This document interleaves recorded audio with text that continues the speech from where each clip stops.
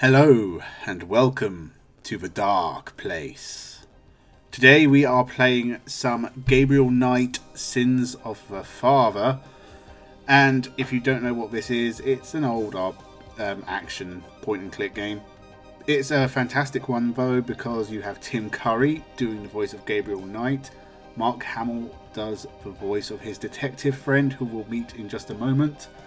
And the reason I want to do this game is actually because I want to talk about the sequels. I want to play through Gabriel Knight 2 and 3 because I've played this one before and I've played 2 before all the way through, but I've never finished 3. I have played it but not all the way to the end, and this is just an excuse to do that.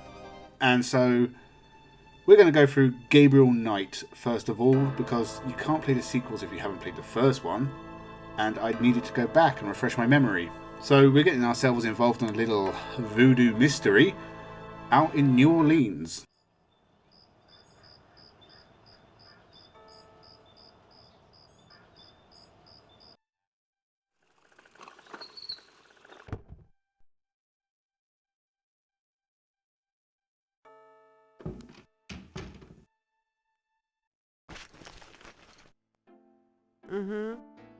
I bet. Just a minute.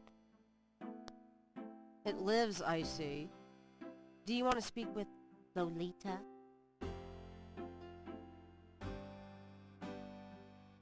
I'm sorry, but Gabriel is allowed.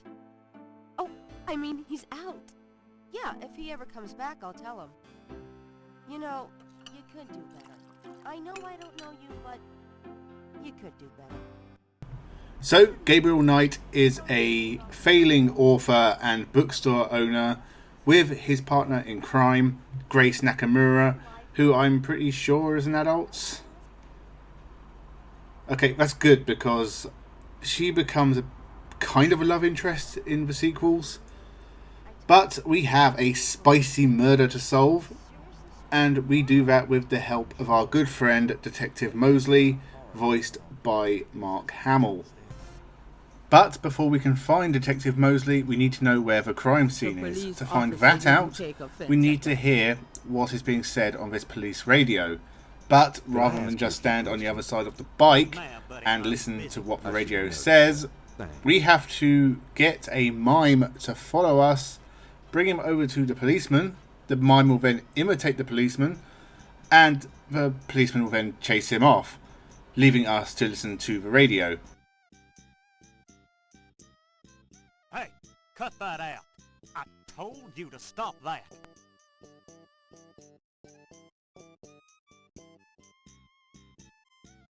All right, mister. You want some of this? You never see this mime again, and I can only presume he's now in prison, sharing a cell with his new clown friends.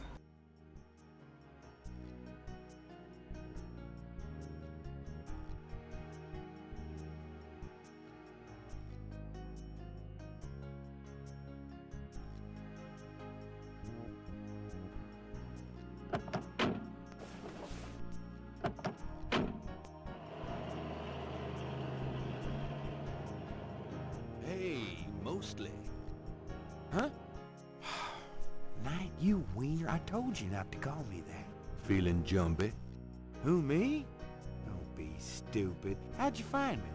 Oh, I was just driving by. Well, for the book. But don't tell anyone I let you see this, huh? So Gabriel Knight meets up with Luke Skywalker at the crime scene, calling him mostly because they're really old friends. I'd have gone with Inspector Morsley, but, only about 10 people would have got it. They're interrupted by the beautiful Malia Geddy, who womanizer du jour Gabriel Knight instantly falls in love with.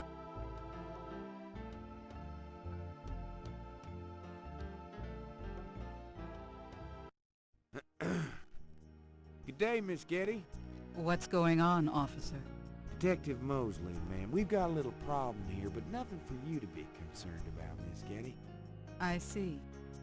Thank you, detective. And good day, gentlemen. Whoa, I'm in love. Forget it. That's Malia Getty. She's about as far out of your reach as the moon. Probably on her way to meet some guy with a yacht right now. Near here? The lake's a popular place for country clubs. If she's out here a lot, maybe she saw something or heard something. Man, nobody ever sees or hears nothing. I told you. Besides, you just don't go around bothering people like her. So after the police leave the crime scene, we pick up all the evidence they forgot because they're not very good at their jobs. Sir. That clown wants another picture. You don't mind. We then trick Detective Mosley into taking a picture with us for our book, so we can go and photocopy the markings at the crime scene, because the police are incredibly bad at their job and Gabriel Knight enjoys committing felonies. Hold on a sec while I go check my hair. God.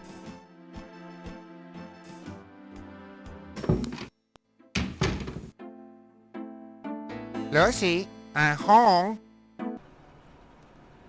We then head back to our bookshop and ask our assistant Grace to do some research into Malia Getty, because Gabriel Knight is in fact a terrible person and wants to stalk her / interrogate her. What's your interest in it? And that ends day 1. If you could get an address. Mm-hmm. They're murders. Right. Well... it's about closing time. So it is. Good night, Gracie. Good night, Gabriel. And try not to dream, okay?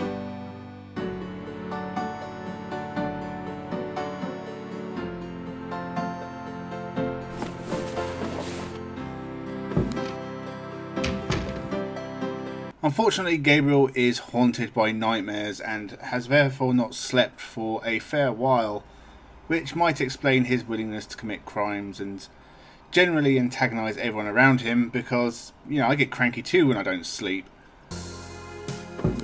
May I help you? He tries to make himself feel better by going to visit Malia Getty, but can't get past the butler. So we go to the convenience store and try and talk to the owner about Voodoo, but a customer comes in complaining of a sleep knot bag buried outside her house. Monsieur Walker. Oh, bienvenue, Madame Cousin. Comment ça va? How you be feeling today? Well, I'll tell you, Mr. Walker. I'm certain someone's buried a sleep knot bag somewhere near my steps. I haven't slept a wink in weeks. Oh, don't that beat all? You're gonna need some easy night candles then. Do you think that would help? I do hope you're right. I said 3 rosaries this morning for Our Lady's intervention. Rosaries are good, sure enough. But you burn those candles too, and you're gonna whip any old no-sleep gree-gree, I tell you for sure. Very well, Mr. Walker. Put them on my account and send them round to my house. Oh, and there's another thing. I didn't catch her at it, but I know Mrs. Lefebvre put stomachache powder in my tea at the last meeting of the Creole Grand Dames. Oh, I've been in misery. You put 9 pinheads up in a little box, add a pinch of graveyard dust, and put it under her front porch step. That'll turn the trick back on Mrs. Lefebvre, and she'll be the one with the bellyache. I have the pins and the dust right here if you want them. If the Blessed Virgin will grant me her protection, I'll be safe from these practitioners of evil. Oui, madame. Though it don't hurt to be proactive none either, now does it? Naturellement, monsieur. Merci beaucoup. Mais non, madame. It is nothing. Au revoir. Au revoir, Monsieur Walker.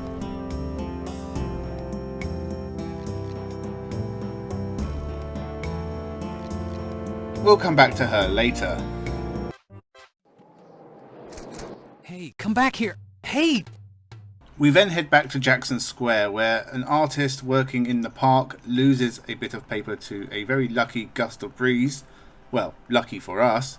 It blows his whatever it is behind a fence, and he can't get it, and neither can we. But luckily there is a very, very clear solution to this problem. Obviously, you go get the gift certificate in the register in your shop, take it to the hot dog guy, give it to him. He will give you a hot dog, or a lucky dog as it's called. We then turn around and offer it to a child and ask the child to follow us to reach through the bars and get the piece of paper back, so we can then take it back to the artist so he can do us a favour and try and recreate the various scribbles we've collected up to this point. Now, why the solution to this puzzle is tempt a child with food to come follow you, I can't say, but I do believe that whoever came up with it is probably on a register. This belongs to you, doesn't it? My drawing. How'd you get it? Oh, it was a bit of a squeeze, but I hate to see you lose your work. I lost my only copy of a manuscript once. Well, you saved my butt. Let me know if I can ever do the same for you, huh? Do you mind if I watch you? Once we have given the artist back his bit of paper and commissioned him to do a task for us, we must now go back to the police station. And we need Detective Mosley's police badge. And Gabriel Knight is ready to commit another crime. And this puzzle is genius. He turns the thermostat up to get Mosley to take off his jacket. Are you hot? Man, I'm hot.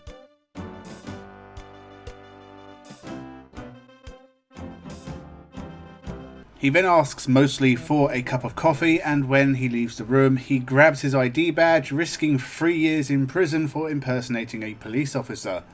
But I'm sure he's going to put it to good use. And Mosley's an idiot. I think I'll just borrow this badge. Hey, what are you doing with my coat? Nothing. I thought I saw something crawling on it.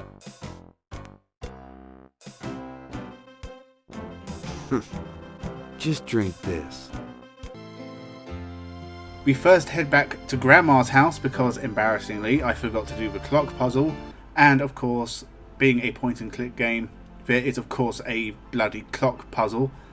But we do that, get a couple of bits of paper, and ask Grandma about Hans Ritter, who is a relative of ours, although we don't know that yet.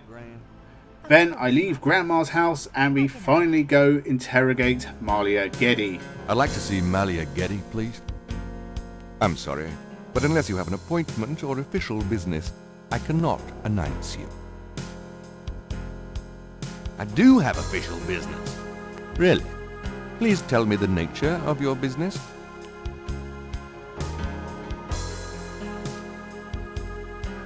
My name is Detective Mosley. I'm here on police business. Really? Interesting. Wait here. I'll inform Miss Geddy. Once we get in to finally meet Miss Geddy, then we can interrogate her, and actually we don't really learn all that much from her. But we do take the opportunity to flirt with her.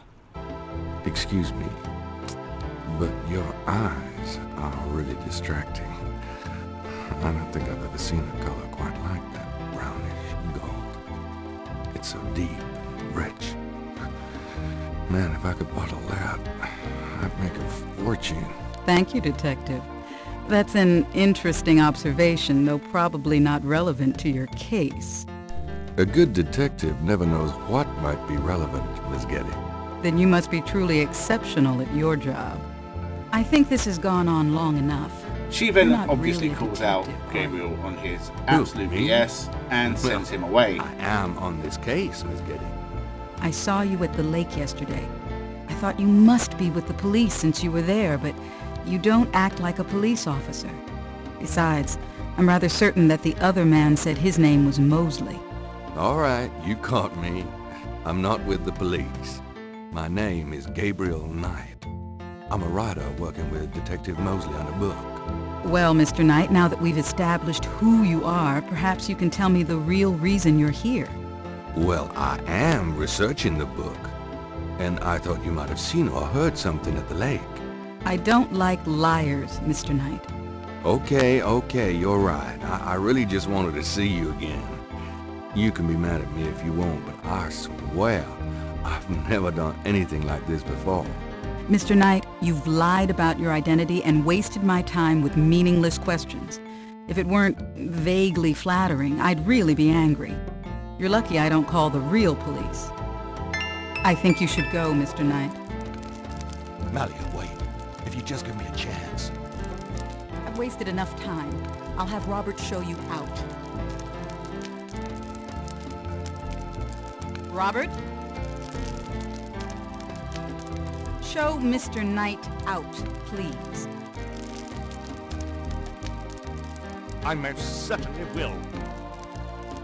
Thank you very much. I had a lovely time. Ah, shit. So I go back to Mosley and give his badge back and, you know, don't get arrested.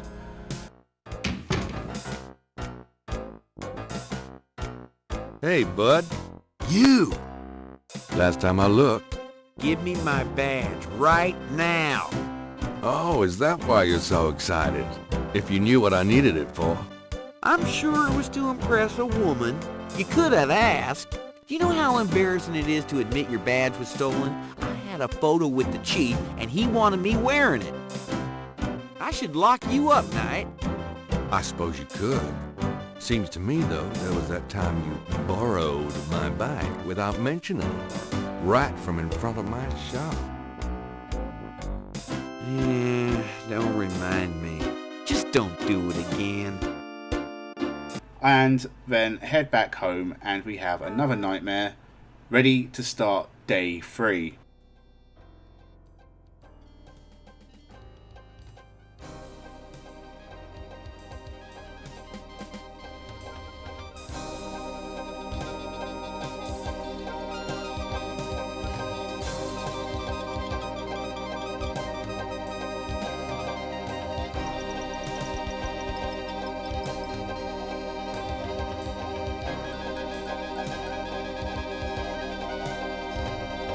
And that will be it for now. Make sure you subscribe to The Dark Place so you don't miss the next episode of Gabriel Knight's Adventures.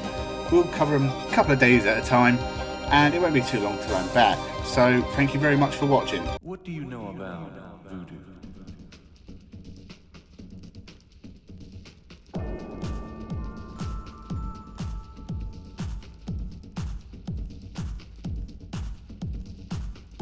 What do you know about